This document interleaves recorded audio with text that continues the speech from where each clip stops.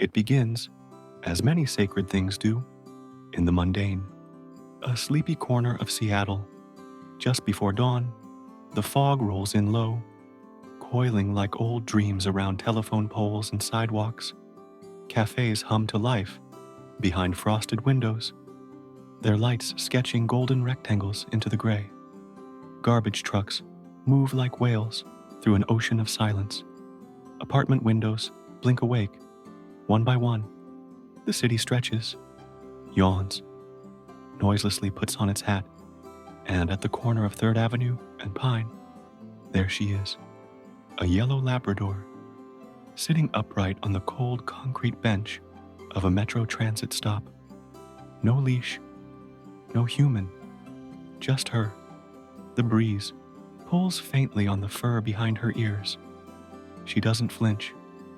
Her gaze is fixed, not on the cars or the crows, but on something more constant. The road. The bus is late, but she doesn't mind. She never does. Most commuters wouldn't even notice her anymore. Just another part of the morning, like the bell of a bicycle, like the smell of pastry crusts from the bakery on 5th. But make no mistake, this is not common. Not the way she waits alone, not the way the driver barely pauses before the doors hiss open, not the way she steps on with ease and dignity, tail high, eyes level, perhaps nodding slightly to the driver before heading for her usual spot, front left seat, next to the window. And yes, she looks out, as if tracking something only she understands, a memory retracing itself on asphalt. Once, a tourist asked the driver, "Is this safe?" The driver didn't respond, but a regular across the aisle did, without even taking out his earbuds. "She's been here longer than you, man." The driver only smiled, eased the bus forward, and the lab did what she always does, rode in silence. Maybe Seattle is a city for dreamers, or maybe it's just patient like that, willing to give second chances to those with wet noses and quiet hearts. If you ask the people downtown, they'll tell you stories. How she waits, how she never begs, how she chooses the same seat every time, unless a child is sitting there, in which case, she finds another. Nobody teaches this, not in obedience school. This is not a dog being cute. This is ritual. This is knowing. This is eclipse. And this is not a fable. It's Seattle, and it's Tuesday. She used to stumble when she walked. That awkward sideways toddler prance that all puppies seem to share. The kind where the paws arrive before the brain tells them where to go. Eclipse, named not for her coloring, but for the quiet sense of gravity that surrounded her even then, was just 8 weeks old when Jeff brought her home. Jeff, mid-30s, wore headphones more than shoes, the kind of man who let his phone ring 7 times before even checking the screen. There were rumors about his past, a divorce, a move across states, maybe some things you don't ask unless they volunteer. But what mattered then was this. He needed something that would pull him out of himself. And Eclipse, all soft fur and moon pie eyes, needed someone to depend on. They began simply.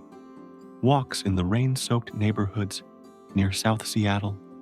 The leash was always taut at first, Eclipse surging ahead with reckless joy. Jeff in tow. He'd laugh without meaning to, especially when she face-planted into bushes or tried to befriend squirrels with an impolite bark. The world, after all, felt gentler through her eyes, even the bad days, and then the buses. At first, Jeff used them out of practicality. He didn't have a car, and Eclipse was small enough then to fit on his lap without issue. No one complained. In this city, stranger things had happened. And besides, Eclipse was quiet, her gaze focused outward like she was studying traffic patterns or wondering about people's shoes.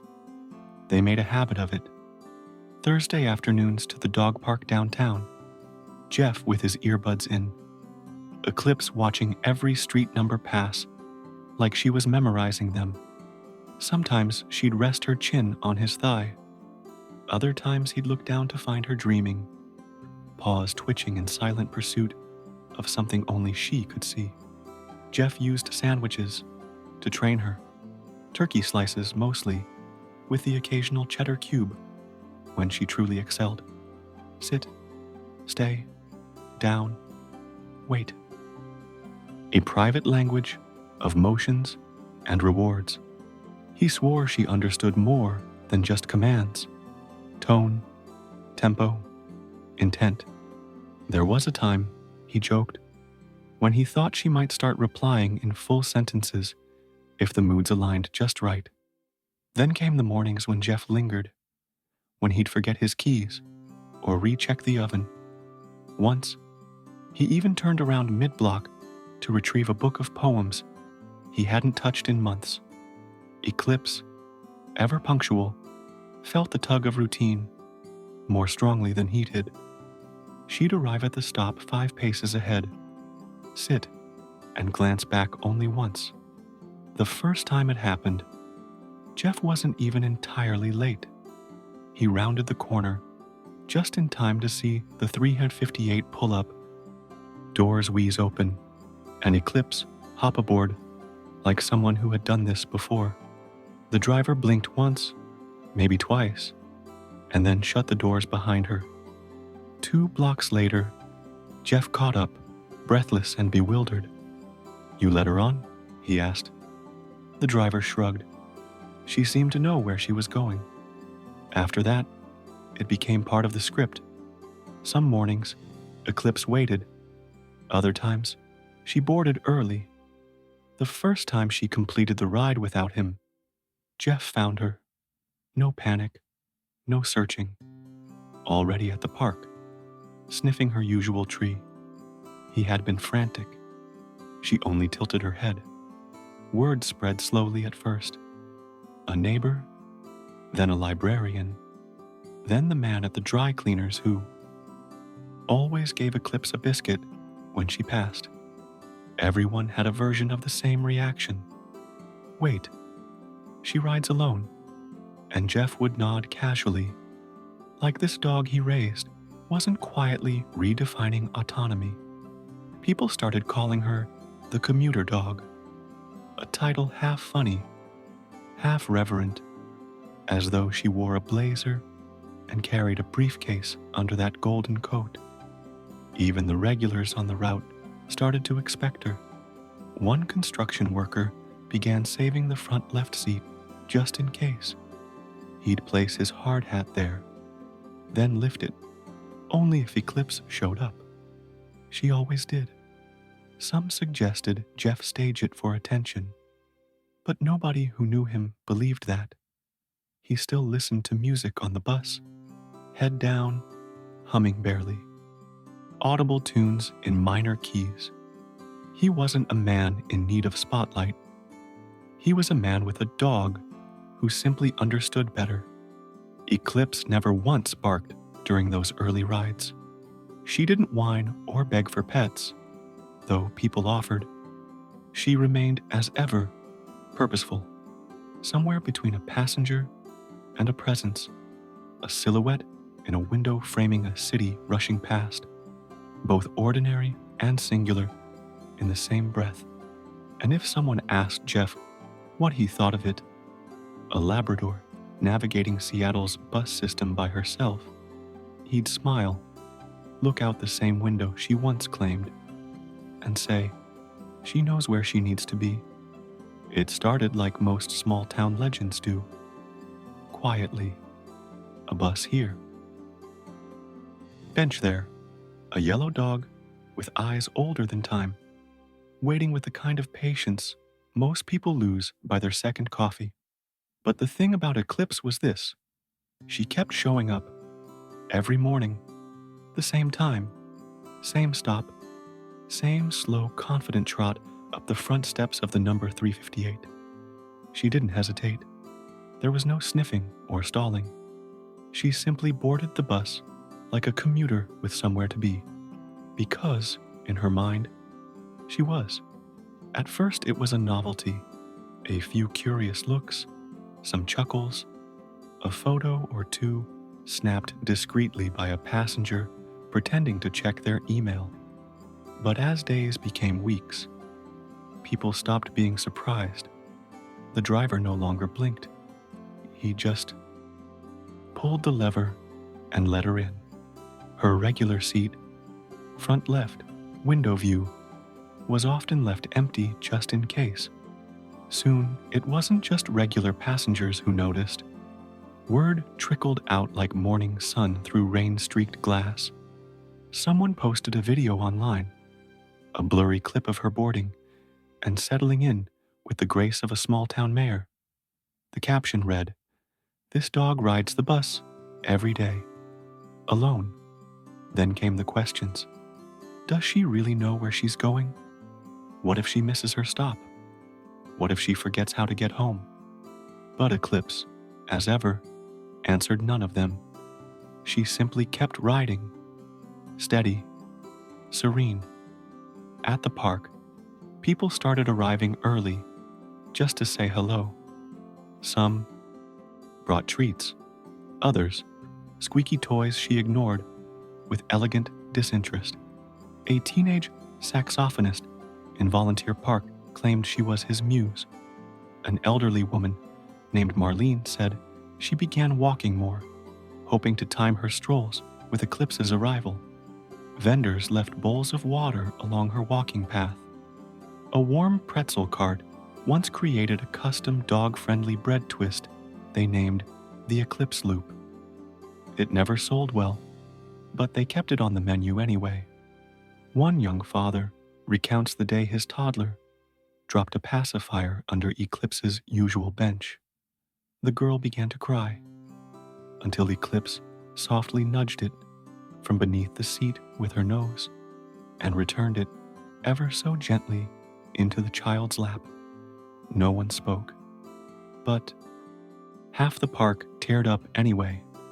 Reporters came next, then photojournalists, then the blog moms and TikTokers and feature producers from morning shows with orchestral theme songs and polished anchor smiles.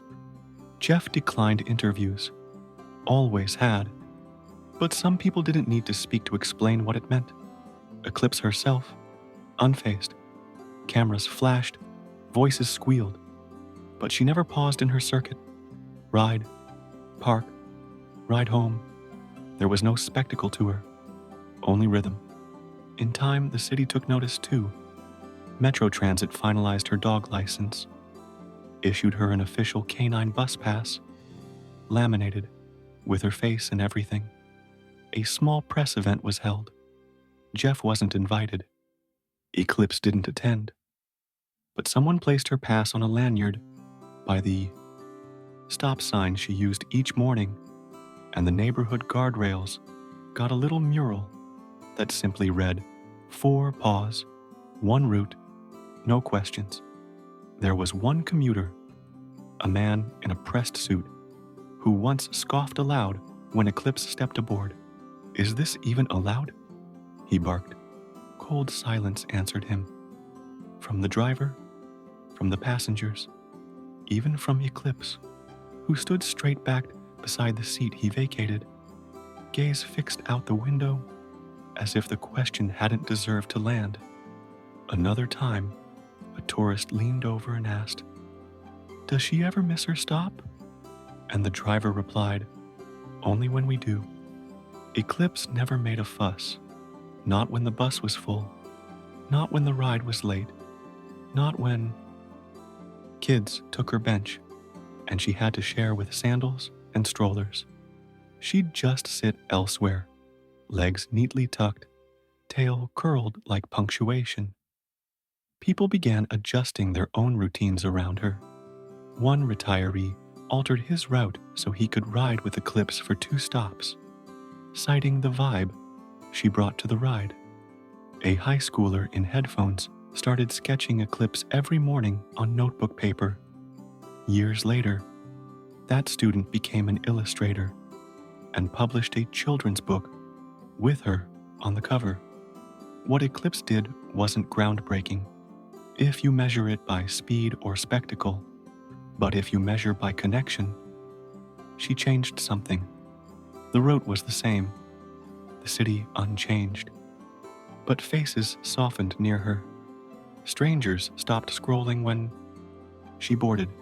Mothers pointed her out. Elderly men who hadn't spoken all morning suddenly had something to share. Day after day, breath and fur and quiet purpose. Seattle didn't build a statue, not yet, but in a way, it didn't have to. Because every metro driver knew her stop. Every barista on the 11th block knew her tale.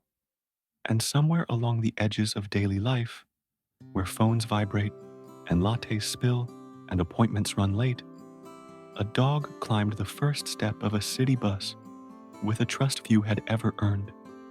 And we rode differently because of her. The grass in the dog park wasn't quite as green anymore, not like it used to be. Each season came a little slower now, tulips later to rise, leaves reluctant to fall, or maybe it was just Eclipse who'd changed. Still faithful, still steady, but quieter now, her strides a touch more measured, her breath heavier after the long walk from the bus stop. The tail that once wagged like a metronome now swayed like a lullaby. Nobody seemed surprised. Not really. Time plays no favorites, not even with legends. Once, she bounded to her favorite tree before Jeff had even stepped off the curb. Now she walked beside him, shoulder brushing leg. Slower, yes, but no less sure. She still knew her route, still waited at the stop, still climbed aboard. But passengers noticed the difference. "She okay?" a woman asked once, bending down beside her. "She's older, that's all," Jeff said. But it wasn't all. The rides became shorter, more infrequent. Days when Jeff used to sit alone, waiting for Eclipse to return from her solo trip, became days they rode together, quietly, just a few stops. Jeff never complained. He adjusted. Always did. Fewer park trips, more porch time. He bought a new cushion for the corner of the living room, called it Eclipse's throne. She climbed it less like royalty now, more like someone grateful for the help. In some ways she seemed softer, or maybe it was the world breaking open for her, not the other way around. People lingered longer to pet her. Shop clerks gave her ice cubes when she passed by. Even the pigeons stopped flinching when she looked their way. The city slowed with her. Jeff once said Eclipse taught him how to keep clocks differently. Before her, time had been numbers, meetings, missed calls. After her, it was rhythms. Bus brakes hissing at 7:12. Morning light brushing through blinds at precisely the angle Eclipse liked to nap in. The shift of her body when her favorite park bench came into view. He remembered a winter, many years into their routine, when it snowed in Seattle, truly snowed, buses delayed, traffic humming with anxiety. And yet, there was Eclipse, waiting atop the white blanketed corner of 3rd and Pine. No leash, just presence. That day, he wept, right there at the stop, not for any single reason, just the feeling of something precious refusing to be shaken. Sometimes that's the only miracle we get. Kids who once squealed and flopped beside her now sat with measured gentleness, voices dulled by a shared understanding. They'd grown older, graduated from puppy kisses to knowing smiles. Some even brought their own dogs now, little furry apprentices, learning to wait, to commute, to carry quiet wonder. through a noisy world. Vendors in the park still greeted eclipse with treats, but some swapped out biscuits for softer chews. One woman spent a whole month baking peanut butter snacks shaped like tiny buses. She never sold them, just handed them out like blessings. Even the drivers adapted. A familiar voice over the intercom once said, "End of the line," for everyone, except maybe her. The bus chuckled gently. No one asked who he meant. They all knew. Jeff remembered the early days, how Eclipse used to tug at the leash, bound ahead like every sidewalk hid treasure. Now, she let him lead. Or rather, walked so closely beside him that neither seemed to be guiding the other. What surprised him most wasn't the slowing down, but how she still showed up. There, every morning at the step, still climbed aboard without fear, still watched the city fall away with that knowing gaze, like she was remembering dreams made of crosswalks and trees. And Jeff began to believe something he hadn't before. Maybe Eclipse wasn't just riding to the park. Maybe she'd been searching for purpose, place. Maybe for him, maybe for all of us. He thought a lot about routine. How strange it was that something so small could anchor you so fully. The kind of strange that never feels strange until it breaks. Jeff had been through much before Eclipse. Things he didn't talk about in full sentences. The years after his divorce were muddled gray, first with anger, then with silence, and then with Eclipse burying a toy in his laundry, like soft punctuation at the edge of grief. He said once, "She didn't save me. She just waited until I did it myself." And in that waiting, she offered the sort of companionship you don't describe to others. Not fully, just gestures, glances, breaths shared on a morning. Curb, all of it, sacred. Still, life presses forward. The park benches grew new coats of paint. The bus routes updated schedules. Someone at the dog park built a little lending library beside Eclipse's preferred tree. Inside were dog stories, children's tales, a flickering flashlight for night readers.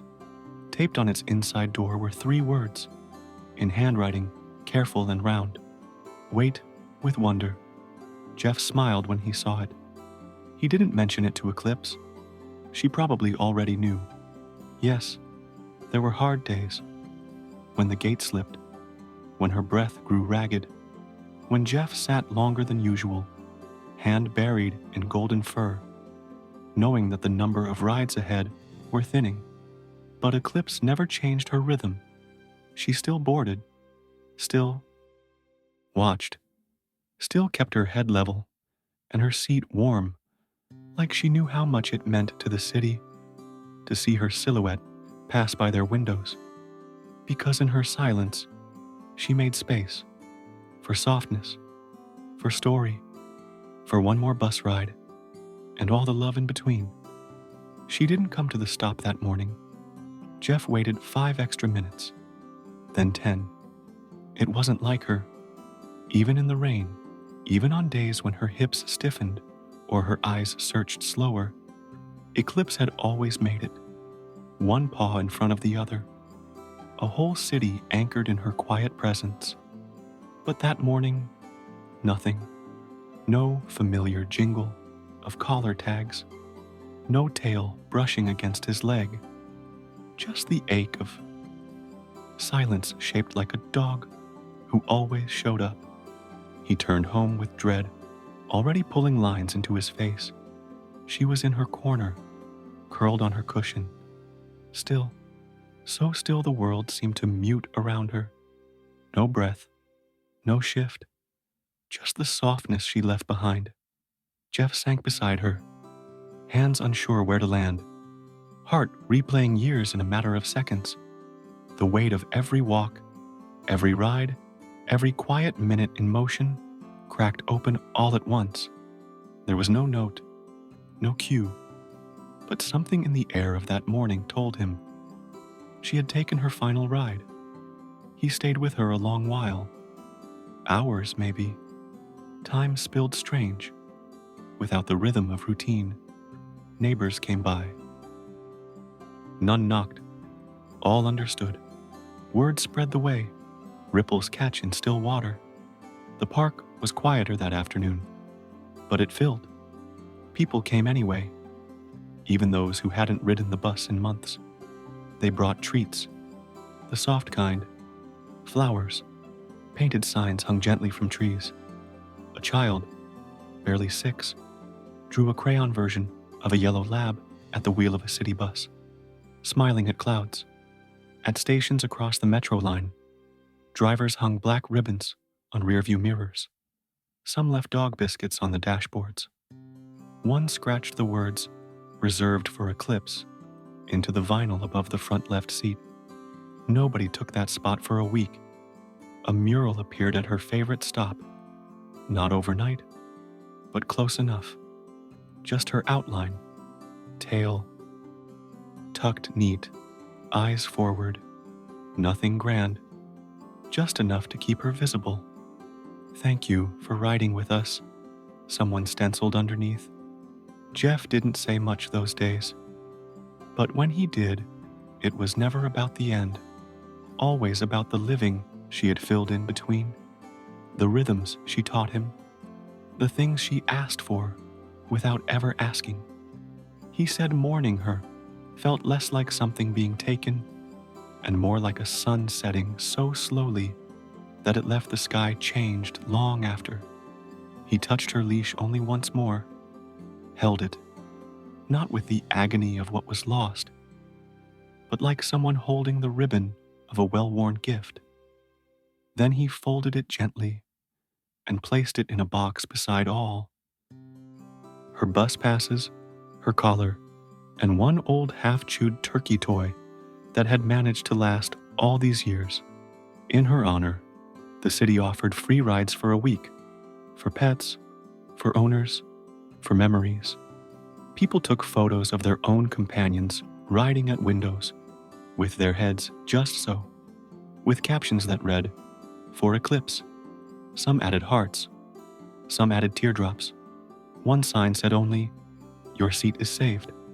On a rainy Sunday, the drivers gathered.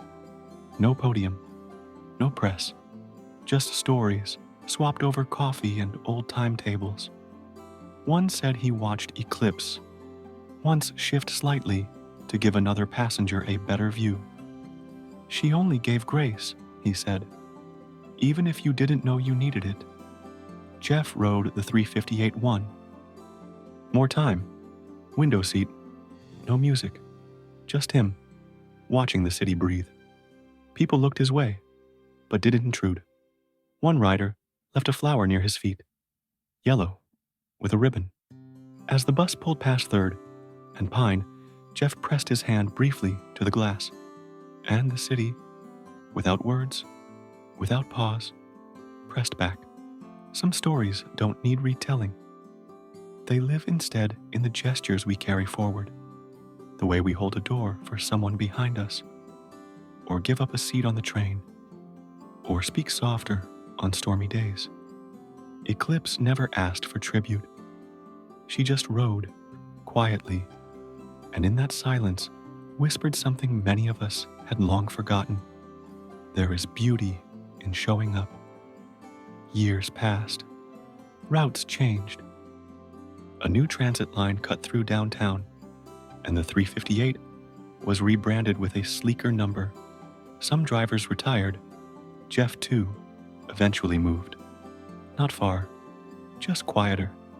A little house with a view of a dogwood tree, where mornings come slowly and light knows how to wait. And yet, pieces of Eclipse remained.